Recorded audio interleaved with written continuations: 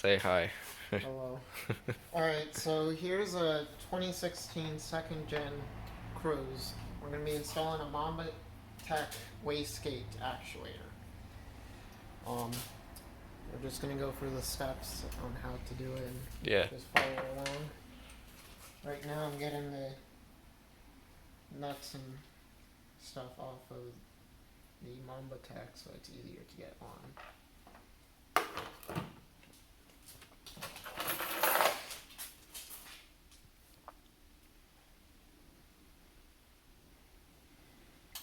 Do you have Allen keys I do. in your car? In my car. Alright,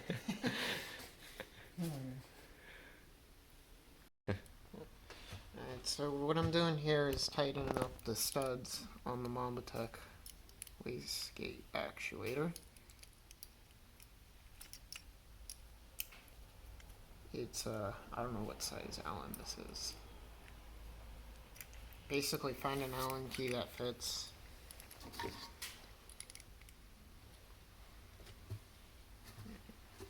Yeah, that's not readable. It's worth a shot.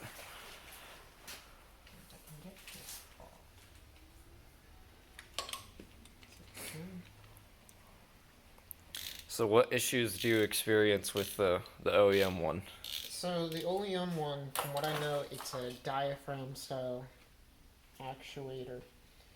And basically the problem is that currently I'm only making like 19, 18 pounds of boost instead of 23, which our goal is to hopefully get that on the first try. That's not gonna happen. Okay. So how you adjust this? I can't get this.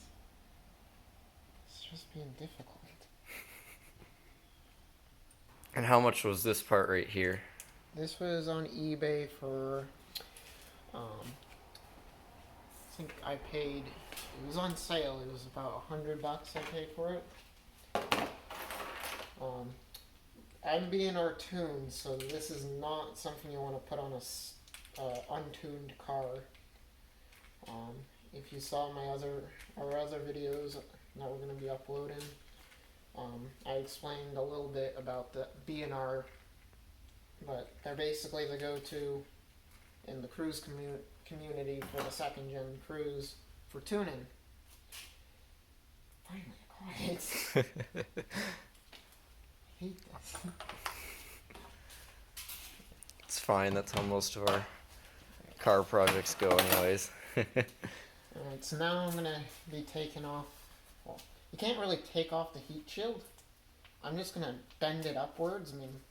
Yeah, I mean, that makes sense. Those are 10 millimeters, of course. everything's 10 millimeters.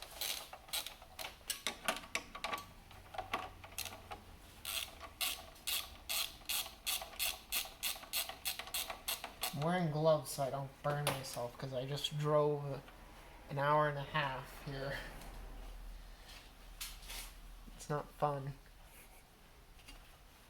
Especially because on the way here I was only getting, well, I was getting 20 pounds of boost. But when I was going uphill in the higher altitudes, I was dropping down to like 17 I saw. And for reference, it's about 20 degrees out right now. Yeah, so it's not heat soak or anything. I was running at 180 temps, and intake temps were Don't mind that light. around 80 to 90 degrees, which is pretty good, especially from driving so long. Right, so I got the heat shield up, and then just bend it upwards. Alright, so down here, if you want to get in close, so they can see, there's a cotter pin. I'm taking needle nose pliers and just pulling it out. Alright, that's our cotter pin. Now, you can just kind of take the arm. So these are preloaded, so you just take a pair of pliers and push it down. Now you can move the wastegate freely, if you can see. That's your wastegate. Now, since these are also 10 mils, I can get a wrench in there.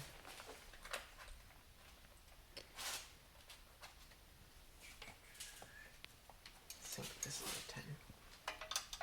Nice. Very hot.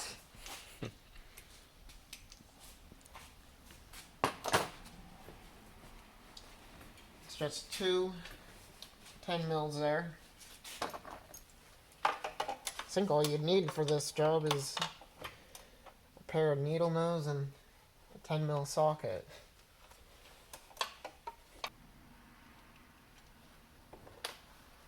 Make sure you don't lose the nuts.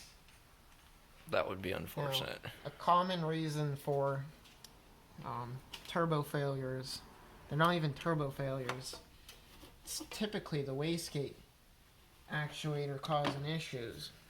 I've talked with GM about it, and I mean, as useful as our support is, which isn't very much, until you get it out. They basically say, oh, just replace the turbo, blah, blah, blah, blah, blah. Generally, the turbo's fine, unless you're like some people who like to rub a lot of boost. And so that's our stock actuator. Basically how it works is vacuum goes into here and it pushes a diaphragm and it pulls this out.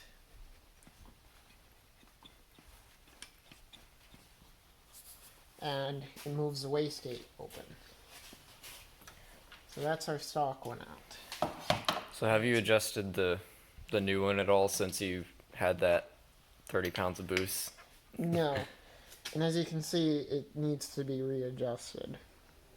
Yeah. So we're going to try to get it very similar in length. And I'm going to just use the plastic here and try to adjust it Yeah. so the holes line up a little bit. So in theory, this stock actuator, if it was new, should be able to do... Yeah, a lot of people do. I've got close to 80,000 miles on it. Some people experience issues with it at like anywhere from 40 to 80,000. I mean, I started having issues around 70,000 miles. Alright, so I got it pretty close. You want to line up the holes, really.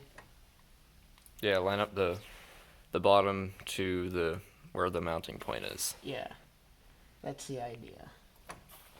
And that should get it in the ballpark. Because, like, the ends are not exactly the same. There's not much in instructions at all. I've had multiple people ask me, please do a video. So that's what this is. Alright. So that looks pretty good. I'm going to tighten this nut up so it doesn't move too much. Yeah, I would definitely use pliers for that. Just recommendation. Actually, no, it'll probably be fine. Yeah, it should be fine. Famous last words. You know what? I might go a little bit further because this is a heavier spring, so. So what effect does a heavier or lighter spring have on the... The heavier the spring, the more boost you'll make. And a lighter spring will make less boost. You generally want, if you want more boost, you want to have a heavier spring. So that's a good preload about there if you get in close. It's not quite halfway. I'm trying not to burn my hands, but I might actually go a little bit more. So there's two tips. You want to try to get it similar to the stock one, but you also don't want to have too much preload, especially with a larger spring. So that's why I'm going in and readjusting. And this is how we'll be adjusting it when we're out on the road doing testing. That's a good preload to start there. Now, These are nylon wash or nylon nuts they include, which is nice, so they shouldn't back out. Which I've never had the stock one back out, but you never know. It's better to have better hardware than not. We have good experience with bad hardware. Yeah, just ask him about his Subaru. No thanks.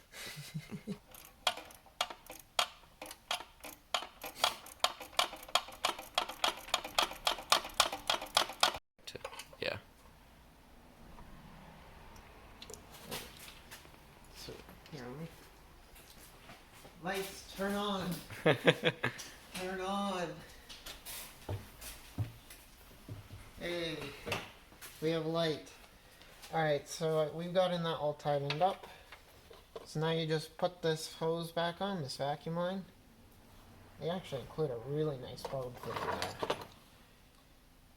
Unlike the stock one. The stock one has just a nub. Now when we're testing, I'm not going to bolt that back up. I'm going to just bend it back. Actually, it should be fine like that. Yeah. Maybe just a little bit.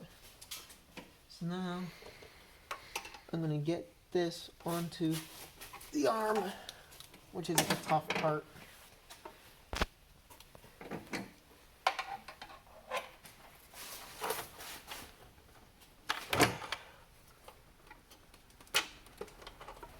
we go. That was actually pretty smooth. Then we take our cotter pin, get it back in the hole, and we need some more light. So I'm going to take them out. And try not to blind the camera.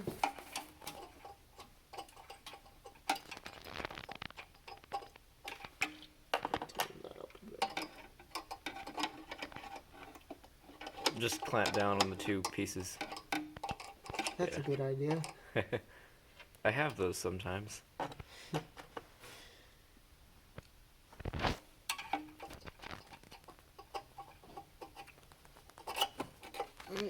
Cotter pins on.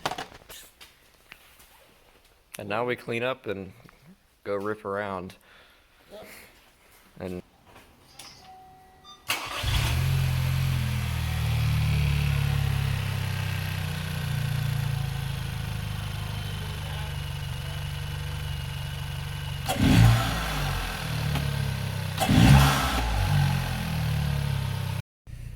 Alright, so this is my auto cal from Bad News Racing, BNR, and that will tell us how much boost we're making. I'm basically having Edison here watch the boost to make sure I don't explode.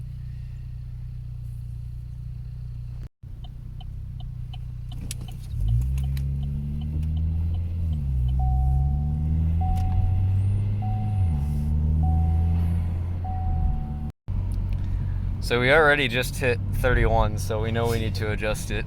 Well, on my analog gauge over here, I was reading about 25, give or take. Alright, do I want to take a right here? Yeah. I was hitting about 25 on the analog, but the boost controller is what's reading that boost on the BNR gauge, and that is what I want to make sure it doesn't overboost, because this, I wasn't even full throttle. I was like half throttle, if that, and I was hitting just 25 pounds. So we could probably pull over here and then we'll adjust that. Yeah, we're gonna do a roadside adjustment. Pull over and ask if we're okay. All right. Oh look, the nut just decided to back. I told you we should have. It's fine, I don't need to adjust it just yet. So, like we said, we were over boosting quite a bit again. Oh, Jesus. I'm gonna grab my other pair of pliers. Instead of melting a hole in your gloves. My second set of gloves. It's like we never learned.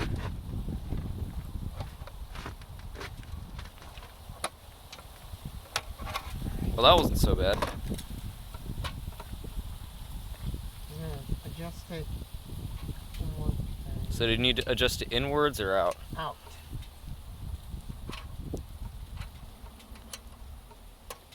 Yep. We're gonna try it out. I'm gonna try it there. So with this heavier spring, maybe what we need to do is adjust it. That's a little too loose. Yeah. It's a nice sob. Actually, I think I know that guy.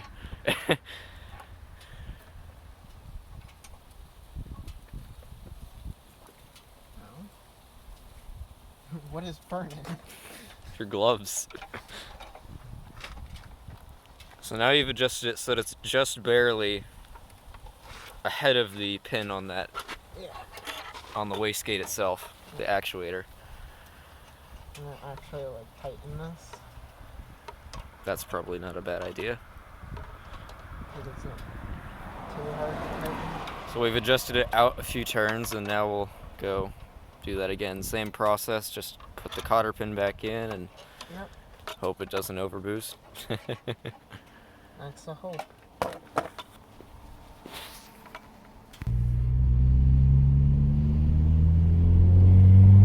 Oh, that's 20, 30. That one went to 30.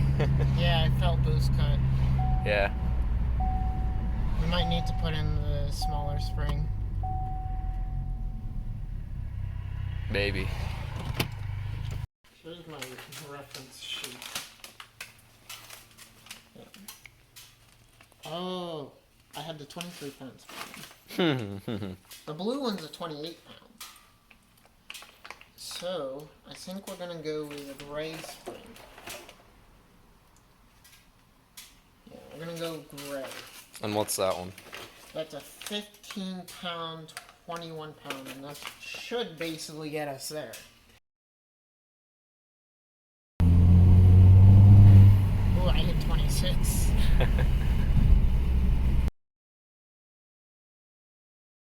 Still So hot. since we were Burning. over boosting, we're going down to the what was that one? 12 pound spring, the yellow spring, and we'll see how this goes. I just want my boost to be normal. The one below this is green, and I think it's like 7 pounds. I was saying that it would be nice if there was one in between, because then there would be some wiggle room with the adjustment. Anyways, we'll just repeat this process and then Repeat it. see how it goes. Rinse, repeat. Alright, so we just got the actuator reassembled for the 1000th time. And just a little bit of preload like usual. This is the lighter spring, so hopefully it'll underboost, which tells us that we're, actually in the right direction. And now we go test again.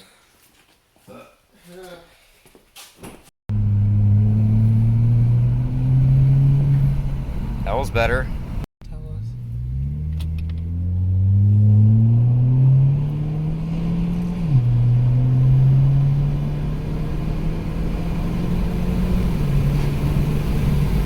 Yep, How'd that read?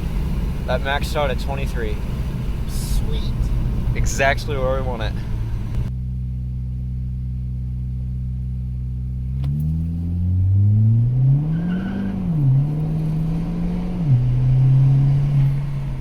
Woo! I got some wheel spin. Yeah. That's actually the first time from a launch that it's actually done some wheel spin. Alright, well, it started snowing. It's sunny and snowing at the same time. Welcome to New England. So, the yellow spring did it. The hard cut is at 25 pounds, and it'll average on acceleration and in gear under load around 23 and 4, which is exactly what we were aiming for. So now just getting it bolted back up. I'm going to be sending my log off to BNR. And then Jerry or someone there should be adjusting it.